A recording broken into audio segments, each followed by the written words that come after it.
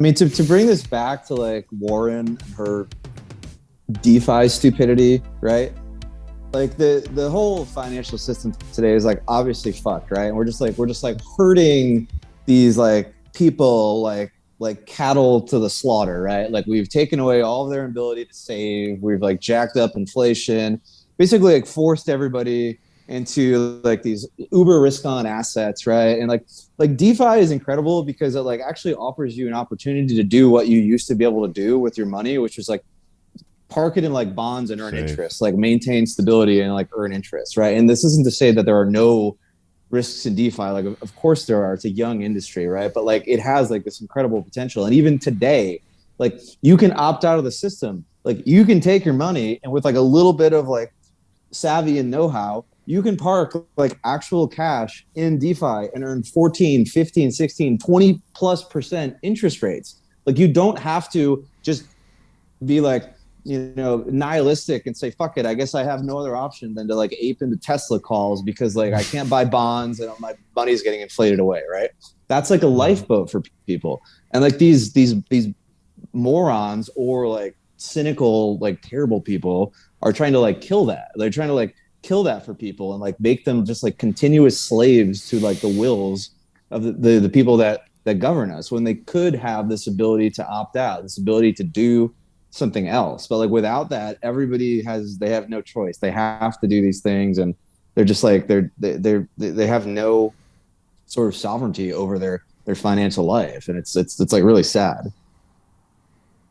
You're allowed to assess the risk of going to the casino or buying a lottery ticket, but you can't assess your own risk for maybe wearing a mask or, you know, deciding if you want to deposit some money in a stable coin, you know, farm, lend it out. You had to do it, didn't you, Nick? I love the way you framed it. It's a perfect way of framing it because like everybody wants to be protected from fraud, but nobody wants an overseer to determine their own risk tolerance for them. Like that's pretty much that's basically it.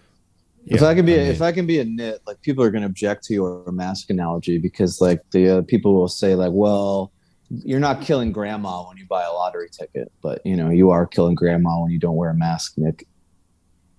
Yeah, I almost left it out. Yeah, let's use, I mean, even just, like gambling and then accredited investor laws like that. I do think it is generally like important in conversations like this to distinguish between choices that are like 100% sort of like self-sovereign versus choices that may suffer from sort of tragedy of the commons problem, if we're going to be like intellectually honest. Good point. No, that's a good if point. I may not agree with those points, like that would be an easy attack vector for somebody to kind of like poke a hole in that particular argument.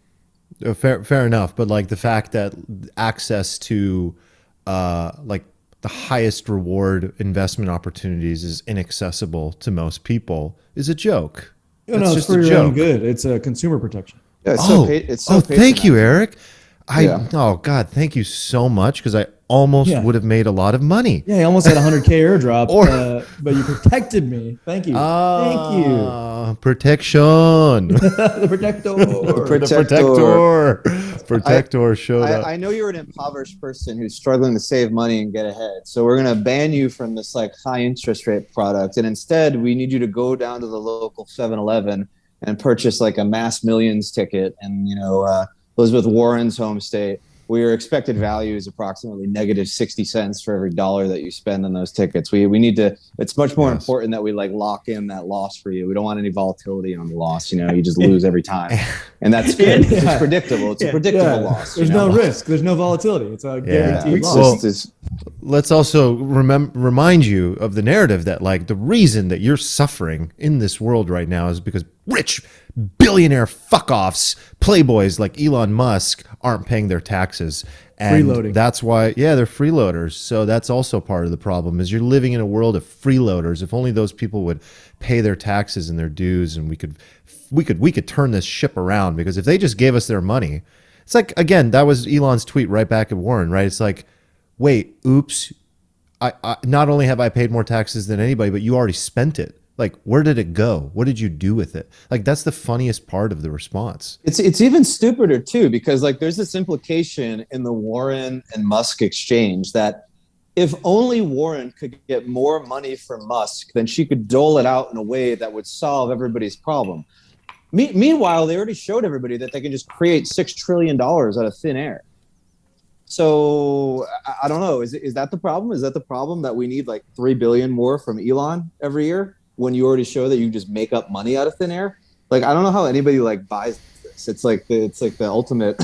It's like, I'm trying not to say gaslighting. I'm trying not to say it, but I want to do this being conversation gaslit. on. I want to do this conversation on YouTube Live and have like the chat thread like going crazy on this. Like, what are people gonna say to like this conversation? Are we in the majority? Like, do people agree with this, or is it like all the woke? Bro, the YouTube chat, they're gonna be like, Eric's hair is stupid, and somebody's gonna be like, fuck you, Eric's hair is cool, and then somebody's gonna be like, what's on Nick's wall? Have you seen a YouTube chat?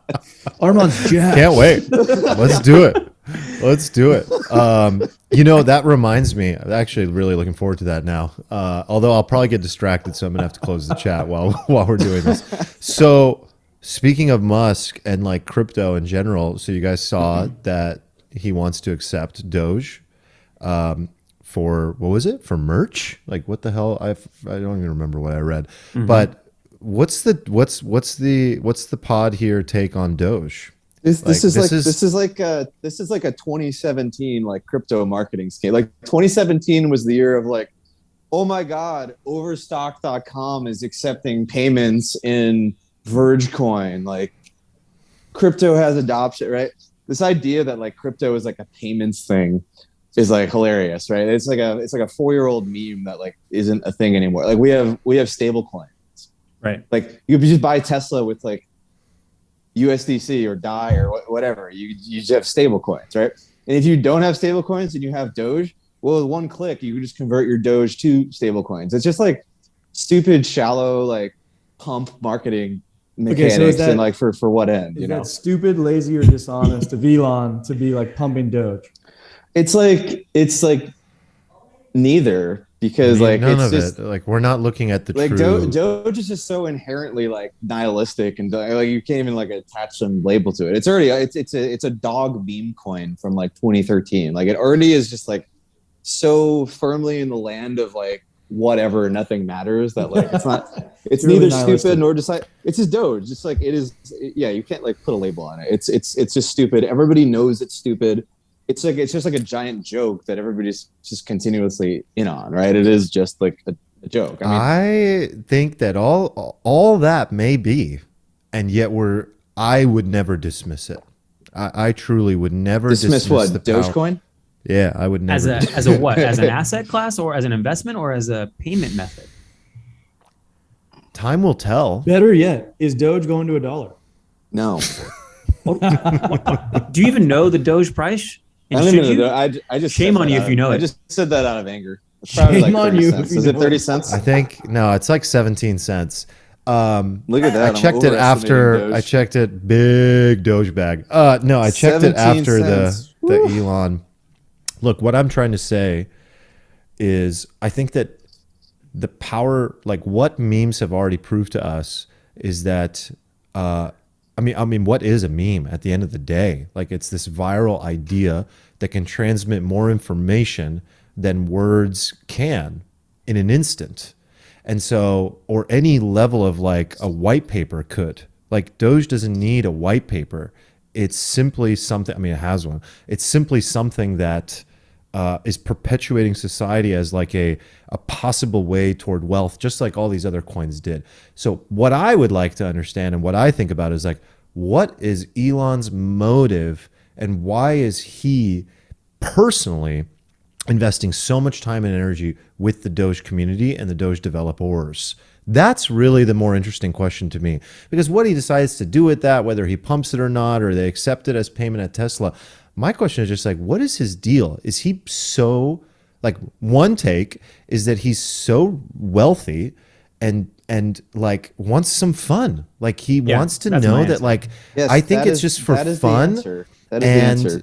Yeah, I think it's just like, whoa, like one day I'm going to die too, just like everybody else. But like, I could be the person that like made Doge the currency of the world and the internet and like the universe.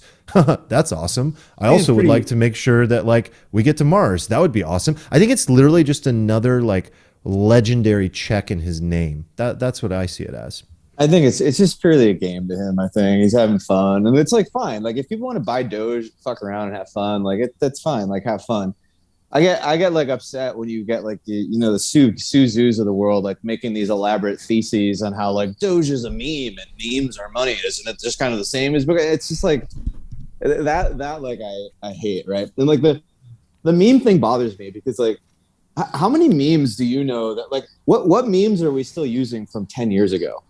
Do you know any? Like the meme thing is weird to me because like part of what a meme is this like short-term thing that the cool kids know before the slow people and they spread it. And then like once it catches on, it's like inherently dumb and like the cool people don't want to use it anymore, which sounds like a terrible basis for like a currency, you know, like once everybody thinks it's cool, it's not cool. And then you move on to the next meme. And you've seen that, like, it's just like dog coins themselves became memes. Right. Like nobody even thinks Doge is cool anymore. Everybody's like investing in Floki or, you know, Samo's. All these coins are. I mean, Shiba's. They're all dying, and I'm sure they'll cycle back. But like, you know, God help everybody who like invested in all these things. It's like 3 months ago, you're just so wrecked. They're just so absolutely wrecked. But you know. Lesson learned. I mean, it's like, yeah, all for having fun, all for people fucking around and being trolly and chill, right? But like, yeah, like it's not the Dogecoin is not like it's not something to put your life savings in. It's not like you don't have to like play like 3D underwater chess and like rationalize like why Dogecoin is actually not that different from Bitcoin. It's basically the same thing. Like, how would I have trouble. Go ahead, Nick. Yours no, go ahead. Well, I just have like this thing that constantly comes up in conversations, and I still don't have like a good, simple Thomas Sowell way of like addressing it. So I'd love your guys' help. Like I get like a lot of like new crypto investors, and I don't know how often you guys deal with this. Like I'll go to like the barbershop and, you know, crypto comes up and, oh, you're in crypto. Cool. Yeah, I run a crypto company. Oh man, what should I buy? I'm like, Bitcoin and Ethereum. Oh, too expensive. I'm like, what? No, it's too late. I'm like, what do you mean? You could buy the same amount, whatever you were going to put in Doge or Shiba or shitcoin, you just put that in Bitcoin and Ethereum.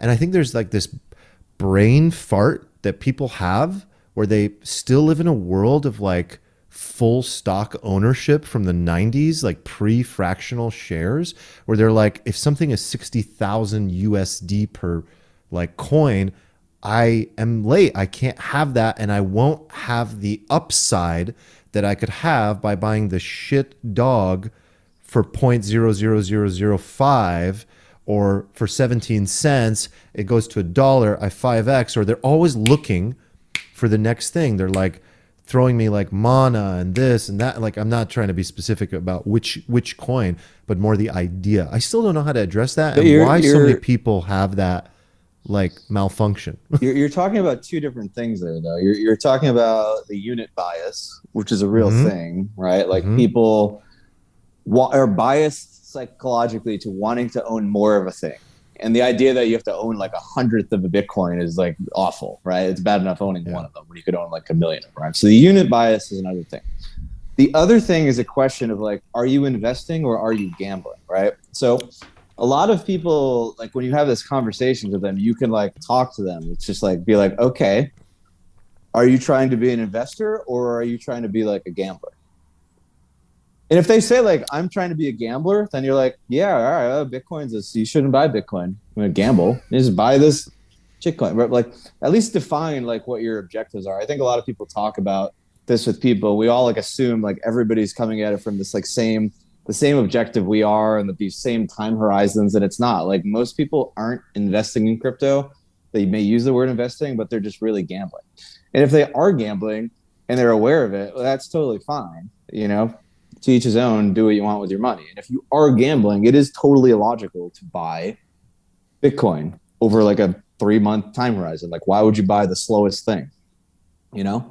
Yeah, sure. You want to buy some like meme coin that can go up 10,000x. That's like really fun, because if you're investing like $1 in a lotto ticket, you don't care if you lose the dollar. You just want the chance at making like the 10,000x. It's a very different thing from somebody who's like considering putting 20% of my entire investment portfolio into this, and I have a 20-year time Well, let's horizon. assume Totally different. Let's assume like Nick, if someone was from SAC coming from the hood from like our high school, like just like, yo, Nick, you're in crypto, dog. Like, what do I do? Like, which is a very common thing. Like we get all the time. So how would you approach that? Like, and they're not there to gamble. To Steven's okay, yeah. The point. gambling thing aside, I think like you just ask them two questions. You know, how long are you holding for? 10 years, six months, 1 month, and then ask a question. Always ask whenever I'm at the or when I used to go to the horse track, and people would be like, "What should I bet on?" I'm like, "How much money do you want to make?" And they're like, "What do you mean?" Like, "Well, how much do you want to make? Do you want to like 10x your money, or do you want to like double your money?" And then based upon that, you look at the odds of the horses, and you take risk accordingly, right? So I think you ask those two questions, and then you can kind of like coordinate on a thing, because maybe the right answer for them is, I want to make a lot of money in 2 weeks, and then that's the appropriate risk for them. Yeah, but I don't know if people are entering the market so much with meme coins. I think they're now entering the market with like NFTs and games, which is pretty interesting. And then on the unit price stuff, I think it would be cool if we started, pricing in sats, which, would be interesting, and kind of like cool. reset everyone's like mental mark for how much. Sats is just such a dumb word.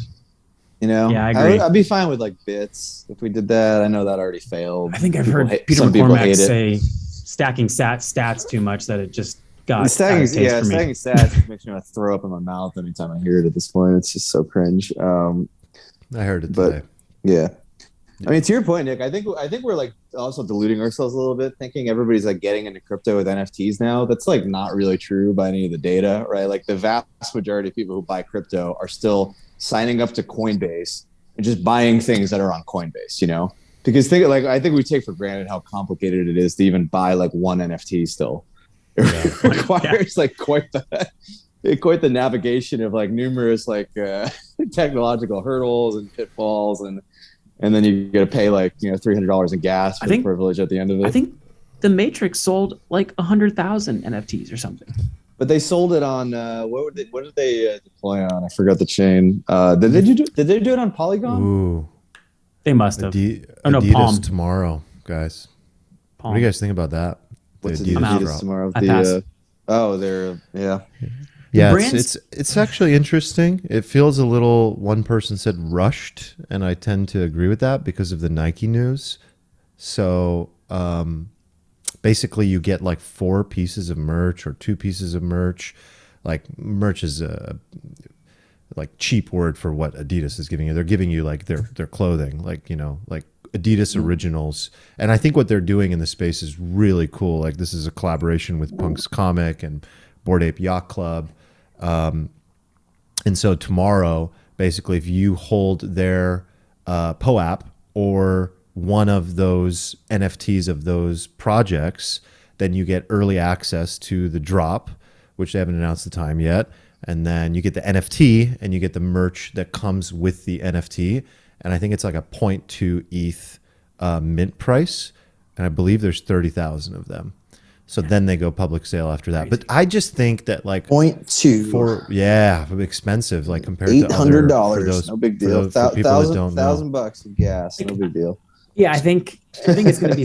These are so silly now, and like in a year, brands won't be able to give away their NFTs. Like the value goes in the other way. It's like, if a consumer chooses to acknowledge that they want to like remember this experience or acknowledge it, it's up to them to do it, not the other way where they're buying it. And yeah, there's this new 24/7 international marketplace. There's a mark to market nonstop, and there's potentially liquidity for this. Doesn't necessarily mean that it has value, and yeah, I don't know. It just seems so weird to me that we're going and buying brand NFTs. I don't know. It makes complete sense to me, right? Because if you think about like handbags, right? Like, aren't they kind of already NFTs? Isn't that kind of what they are? They're like these like limited editions, or there's like X copies of them, like all sorts of like clothing and like stuff like that.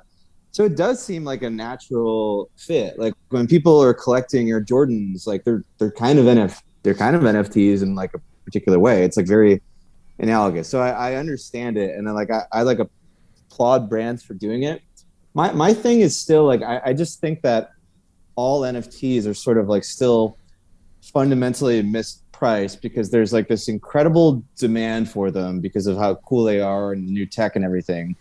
The supply of them is still like actually really small relative to the demand, and the medium which we deploy them on, like Ethereum, is so kind of like, I hate to use the word broken, but for these purposes, it is sort of broken, and it makes like the price floor of NFTs like artificially high because you can't sell an NFT for $5 on Ethereum. You just can't do it. Like nobody's gonna pay like $180 in gas to mint a $5 NFT.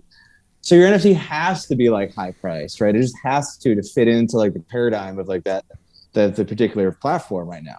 So we have the situation where there's like this cool concept. It's great. People are trying to find product market fit, and everybody wants to participate. But also the medium for like executing on it is like economically like not viable. So it's like distorting the market in a way. And I think a lot of NFTs that are going to be sold, over the next year are just going to be sold at like way too high of a price. And it's not that any of this is a scam. It's that like, the market only allows NFTs to basically be these like high ticket items or these like zeros. And like, there's no like $20 NFTs on Ethereum mainnet. It's just not really a thing. But I think over time, like when we do start doing these things on layer twos or like, other blockchains, if that becomes a thing, you start seeing like $20, $50 NFTs become like more commonplace. Like this all starts to like make a lot more sense to me.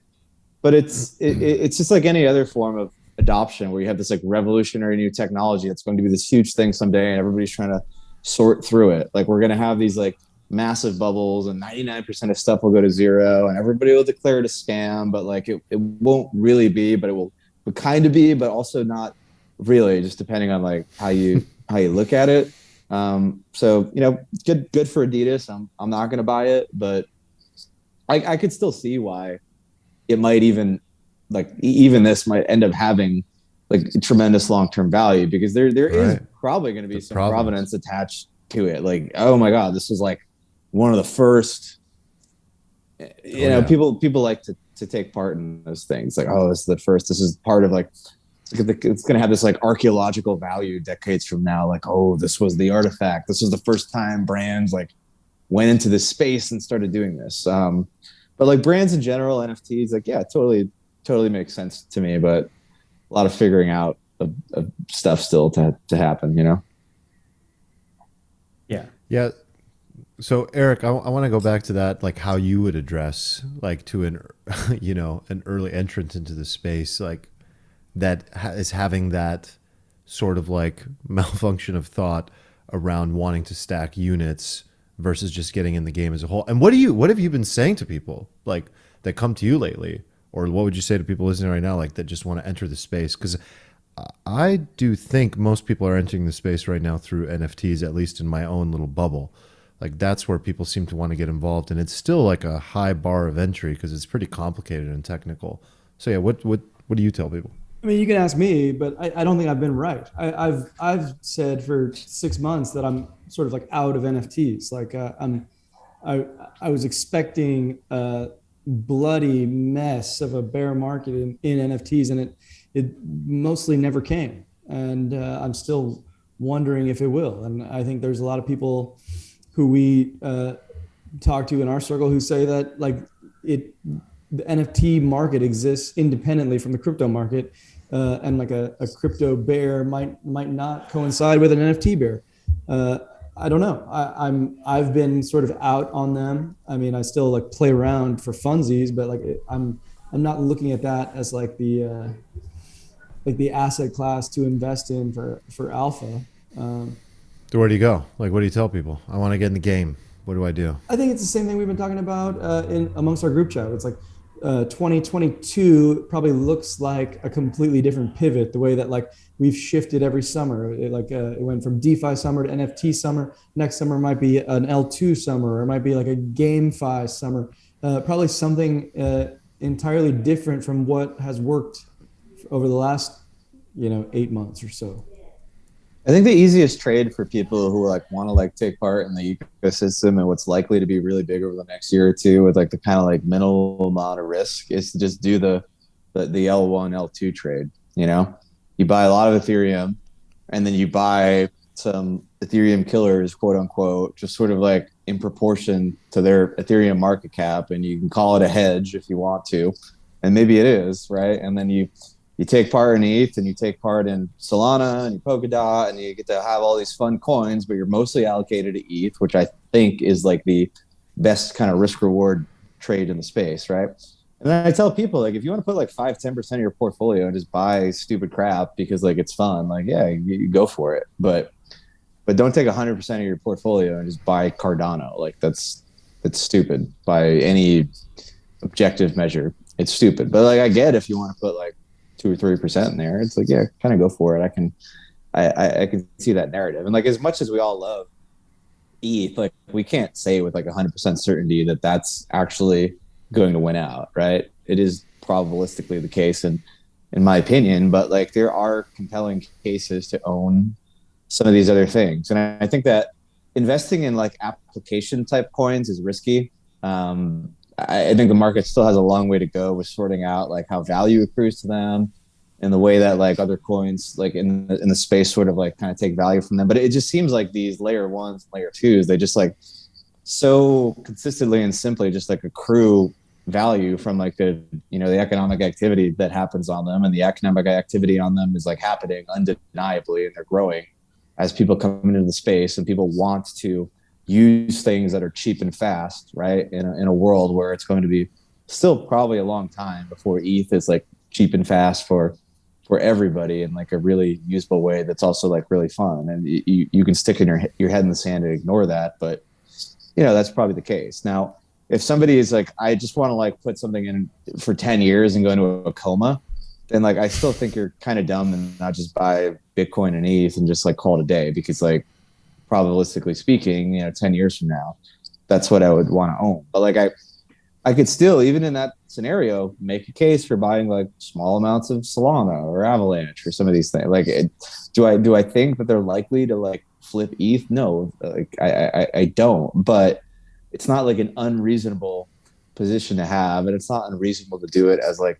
a bit of a hedge of sorts, because we can't really predict the future, and to think so is obviously like the height of hubris. But I think these other plays are like all really risky, and I think the gains of like buying like a phantom are still like really, really high if the market does what we think it's going to do. Like you're still going to make like huge gains. You're not going to make like 1,000x, but you will make a lot, and you'll at least be trading with some particular thesis that like kind of makes sense. It's not like a complete punt, So that's kind of like, can I bring up something the middle ground? that sure. Steven and I, we actually talked about it. You guys left the party at Hoffman's house, and Steven and I were talking late night, and we were talking about this notion of like how like while ETH seems like the leader now, all it takes is like one sort of like game-changing app on a different L1 to really like shake up the stars of the future. Like, I think he was saying, like, imagine if like Star Atlas becomes like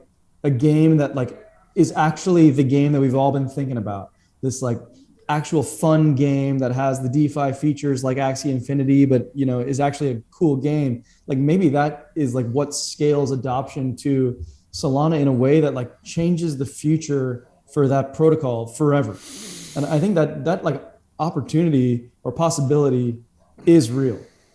Like we're kind of having all these L1 chains compete against each other for the same shit. DeFi, like all these things look the exact same. Like imagine one that looks different for once, like for a consumer's perspective, and then like they just take the lead. It could easily happen, I think. Yeah, I think we've lost concept of the fact that like users want to use things, and like in the real world, users use things because they bring them like some particular utility. Like in our world, a lot of us use things because it prints us money, and that's fine in the short run. Like we use things and we get these rewards or we make these huge yields, but that's obviously all not sustainable. Like we can't just inflate all these protocols and layer ones into perpetuity to like attract users. Like ultimately somebody has to build something that somebody just wants to use because it's just really useful. And like gaming, to me, is like the biggest potential, spark, because obviously the number of gamers worldwide is like absolutely massive. They've been shown to be like incredibly sticky, and people will like kind of crawl over broken glass to play a game or use something that they really, really love. And then they're not going to care what chain it's on, so long as like it does what they want it to do from like a utility standpoint. I do think we lose sight of that a little bit. Like gamers literally play these especially. games without any blockchain today. Like, gamers play without any blockchain support today, no settlement on a blockchain right now, and they're very happy. So like the fact that it like settles on Solana instead of ETH is not a fucking downside for gamers, Right. with like, or AVAX or what have you. They actually don't give a shit. Yeah, I mean, if like kids today could be playing Fortnite and like generating economic value and like making money while doing it, like it would obviously be like insane, like just absolutely insane. I'm sure that'll happen at some point in the future. And obviously, like building Fortnite on a blockchain, like at this point in history, is just not a thing that we can really do right now. And that like is some of the limitation. It's like, yeah, how do you make a game that's really fun that people want to use that also like can work in these particular environments? It's we're a little early still to that for sure, I think. But yeah, I do think that part of Solana is interesting, but I think you could also make the argument that we will be able to build that on layer 2 ETH just as easily. But also, I don't think users will care. I think they'll just like care about the application, and then they're not going to care about where it's built. And eventually, like all this gets abstracted away from people. There's going to be all this stuff running on crypto rails, and you're not going to know that you're using crypto rails. Like everybody's going to be building applications that just look like normal applications to the user on the front end, and on the back end, all this stuff's like abstracted away, and they're using crypto, but they don't know it, and they don't care. Much like you don't care what this like Zoom meeting is running on as far as like protocols go. No idea.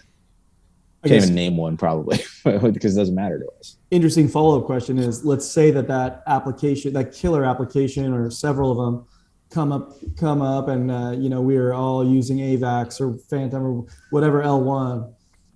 Is that value accruing to the L1 token or to the application token under those circumstances? Yeah, I mean, you're talking about the fat protocol thesis, right? Yeah, exactly. Yeah. I mean, the fat protocol thesis for sure has been correct so far. The fat protocol thesis is the idea that the majority of the value in these ecosystems accrues to the base layer chain, not to the applications that are built on top of that chain. I also don't think it's a given, though, that will persist into the future. And I don't think anybody knows that for sure. And I have like thought about this a lot, and this is going to be a little bit of a disappointment, but I don't have a I don't know. I'm still thinking. That's a great answer, dude. It's actually a good answer. I think as an investor, the safer bet is to invest in protocols for sure. But there will likely be some select apps that do like enormous gains over the next 5 years or so. I agree. I think it can't be this easy to do the work. It's never this easy. Like the solution to the fat protocol thesis dilemma is it's never this easy. I think there's going to be examples where there's an app that just completely dominates. So even if that app were to dominate, and like you said, Eric, it's like, what is going to drive like a sudden overnight mass level adoption to a new game, regardless of what blockchain it's built on and what application or what, regardless of all of that, at the end of the day, I don't see it as a killer, because I think that word inherently means that there's going to be this like Solana game, like you said, to your example, that all of a sudden kills ETH or allows Solana to flip ETH, and then ETH just kind of falls away into the dust and all other chains fall apart.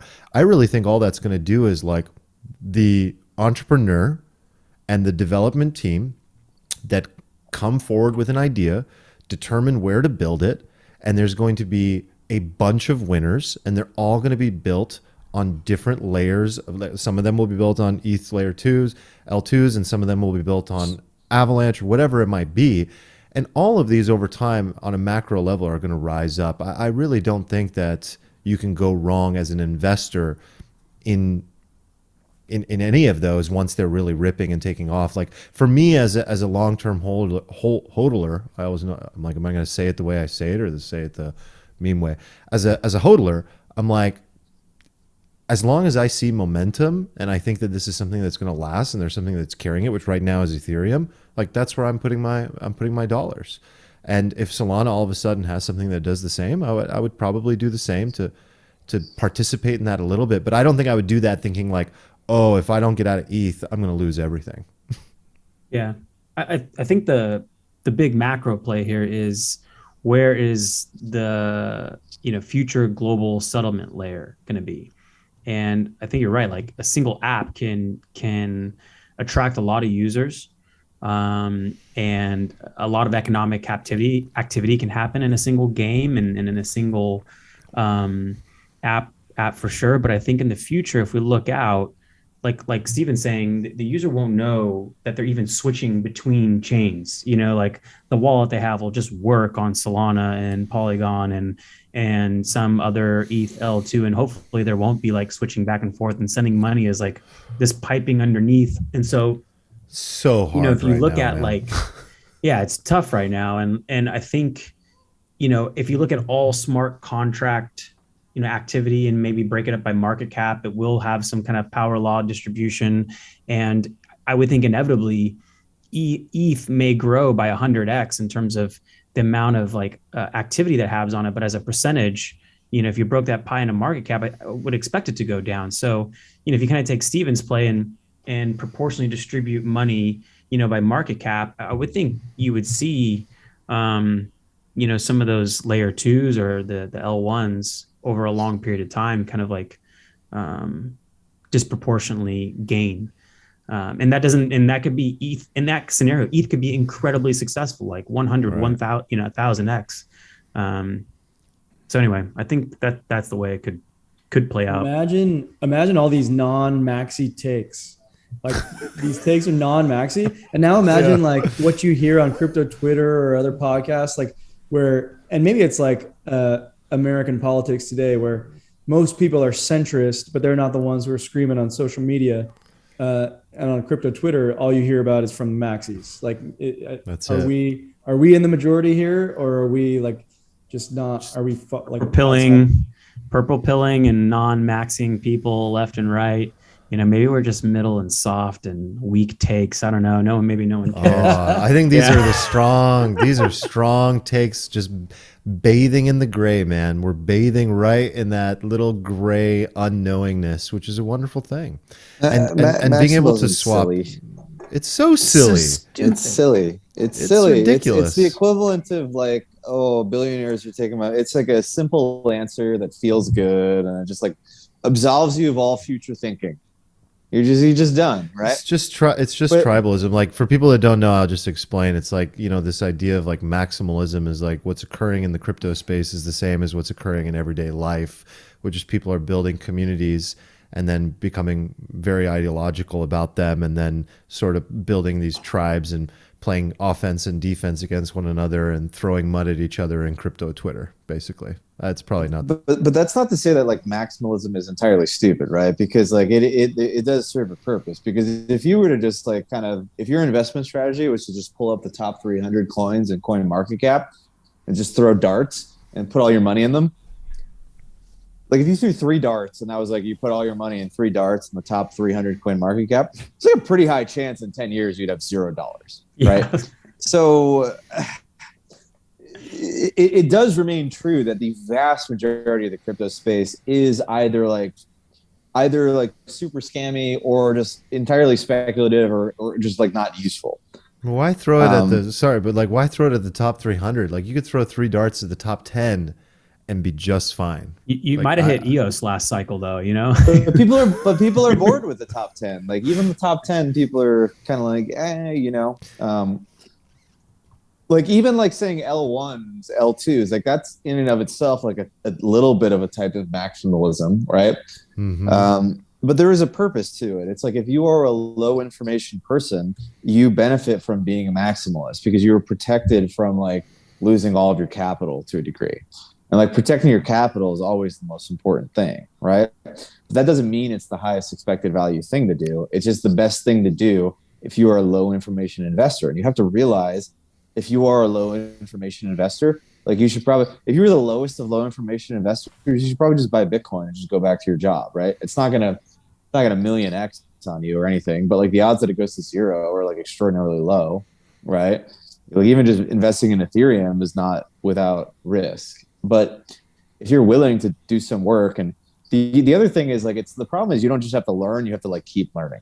Like the space changes so rapidly. So like I hate when people ask me what coin to buy because sometimes I buy a coin and it's an amazing trade, but then like I sell it like a month later. And then 6 months later, they talk to me. They're like, so like, should I be selling this? I'm like, oh, I sold that like 5 months ago. It's like, why didn't you tell me? It's like, well, I don't, well, I like telling people what to buy because then I'm like obligated to just tell them what to sell. I got to keep track of like 37 people who I told to buy like 100 coins and when I sold them all. It's stupid. And it's for like almost everybody, like it makes no sense. It's just know your lane, stick to it. Put the bulk of your shit there, and if you want to like take a couple flyers, like yeah, go for it. But yeah, don't go all in on stupid crap. I think the only argument that would be a worthwhile maxi argument is if you could prove that there were like significant network effects, where even if your solution isn't optimal for everyone in the future, that there were like significant network effects, a moat that would prevent anyone from like really impeding on your market share. And like I was just thinking that when it comes to blockchains, like money can be a network effect, right? Like develop, in addition to users, obviously that's the one people think about the most, but it's also developers, it's money, and also potentially validators. I think money is like the one that moves easiestly, right? Like they'll just flow wherever they think the returns are. But developers are the one that could actually create a big enough moat. And I don't know how hard it is for someone to switch from Solidity to Rust. I'd be actually curious to talk to someone who's done it and see which language they actually prefer. I think users, right now that, Ethereum definitely has some network effects, but when users don't really know which network they're on in the future, I don't know if that applies either. And then validators, like, I don't even know how many Solana has, like a couple thousand. So I don't know if you really can develop, network effects there. So it's just really hard for me to see how, a maximalist argument, it may be something that you believe and want to see happen, but it doesn't seem like probabilistic that actually plays out, I don't think it's just, I just think it's funny. I think we're grabbing something from the current sort of like capitalism take on how we build and how we succeed, which is like a competitive environment. And we believe that in this new space, like that we need to play the same game, like that it's a zero-sum game.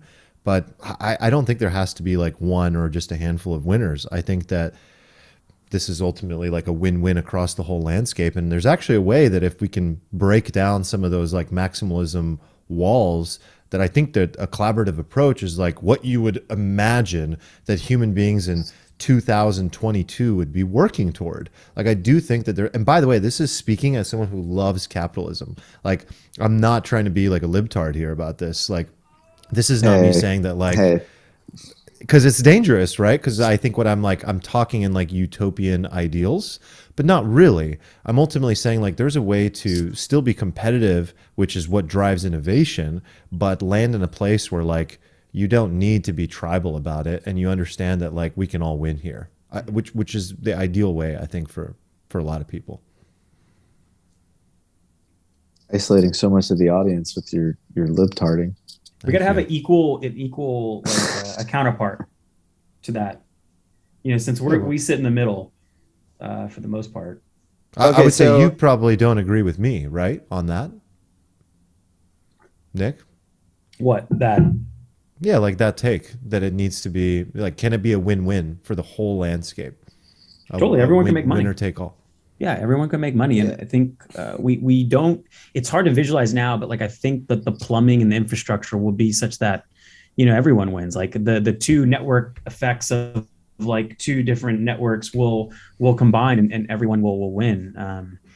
At least I hope that's the way it happens, because I might have some NFTs that might get stranded somewhere on some random L2 that doesn't have plumbing over here, or there's some game that you invested in that like can't get users because they're playing some other competing game, this other network. That would be a terrible future. So I hope that doesn't happen. Yes. All right. What should we bring this home on? I think it's a good place to bring it home. It's a great question. Wag me. Yeah, I want to address your libtard comment and my earlier comments, because I think obviously we've presented ourselves as being rather purple, and I think that we are, but like obviously we've been taking a lot of shots at people on the left, or like sort of left ideas, so people might misinterpret that. But I do think it's rational, because I think if you're like a centrist, you're sort of always going to be pulling against one idea or another, right? But you're going to typically be pulling against like ideas that are like in the mainstream or like in power. And like I do think it's like pretty clear to me, at least, that like far right like ideas are not in the mainstream right now. And some people might disagree with that, but like I think it's like self-evident. Like all of the cultural institutions are left. The vast majority of the news institutions are left. Even the ones that aren't left are like they're right, but they're not like ultra far right, right? So the whole like sort of like zeitgeist of everything is like very left right now. So it's like we are going to be sort of reactionary to that to a degree, because I think that is where like all the power is and where like a lot of the consensus is. Yeah, we're like literally commenting on the mutual narrative we all share right now, the collective narrative we all share. Yeah, and I know it might sound hypocritical, because we're like, oh, why can't we all just like come together and be purple? And then we're like, these fucking morons. But like, it's not real. It's not. It's also easy to poke. It's easy to poke at people in power. Yeah, I mean, we're like we're memeing to a degree, obviously, but also like these are the people who are like governing us and like dictating the culture and like dictating policy currently. And I'm sure we would all be sitting here, saying a lot of stuff about, God, I can't even remember, like who do we hate back in the day? Like Rick Santorum. I used to like really not like Rick Santorum, I think. But like he's like irrelevant. He's culturally irrelevant.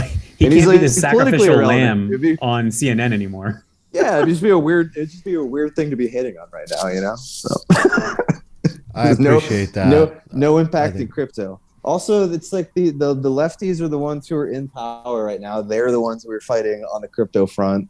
That's just the way it is right now. And, they need to stop being morons, Elizabeth.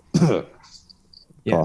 We maybe in the next podcast too, we should hit on stable coins a little bit and like talk about where the rewards come. Maybe Stephen give us a little guidance. Yeah, it's a good topic. I know this is going to be like we were like, oh, let's do some like instructional stuff on this podcast, and it just turned into like a non-crypto political rant. But that was a fair like bring it home point, because it is really important. Like we're obviously like self-aware enough of that, I think, to the most part. All right, I think that's a wrap, boys. Yeah, that was good. That was awesome. I had fun, boys. All right, that's a wrap. Peace.